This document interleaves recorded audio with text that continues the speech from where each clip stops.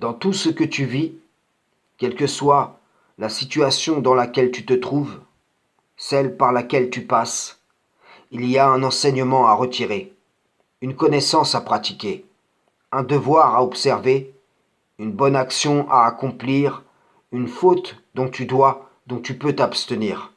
Et selon la manière dont tu vas appréhender l'administration divine, il sera mis à ta portée la possibilité d'ajouter un fil à la tunique de ta piété, de sorte que tu puisses, Inch'Allah, un peu plus, un peu mieux, couvrir ta nudité. L'homme tire de bonnes choses du bon trésor de son cœur, et le méchant tire de mauvaises choses de son mauvais trésor, car c'est de l'abondance du cœur que la bouche parle. Allah renvoie à chacun selon les voies de son cœur, et il pardonne beaucoup. S'il devait saisir tous ceux qui sont sur la terre en fonction de ce qu'ils se sont acquis, nul ne subsisterait à la surface de celle-ci. Allah s'interpose entre l'homme et son cœur. Voilà une des raisons pour laquelle il te faut veiller sur ton cœur plus que sur toute autre chose. Car de lui sont les issues de la vie. C'est du cœur que viennent les mauvaises pensées, les meurtres, les adultères, les impudicités, les vols, les faux témoignages, les calomnies. Et donc pour barrer la route du péché en ton cœur, il faut que les principes divins le régissent, que ceci commande à ton être. Là se trouve dans l'application la preuve de ta soumission exclusive au Tout-Puissant. Prenons un exemple.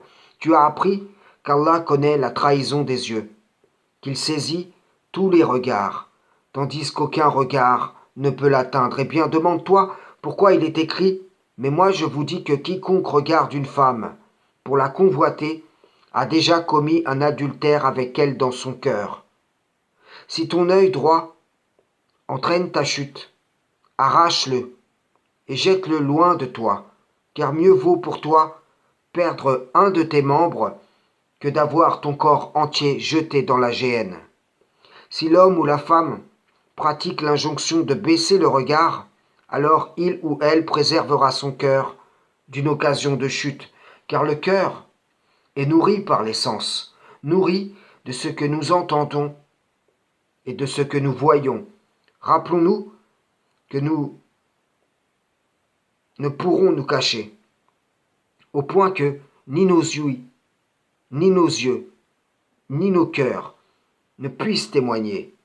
Rappelons-nous qu'Allah peut faire parler toutes choses et que sur tous ces dons, nous devrons rendre compte.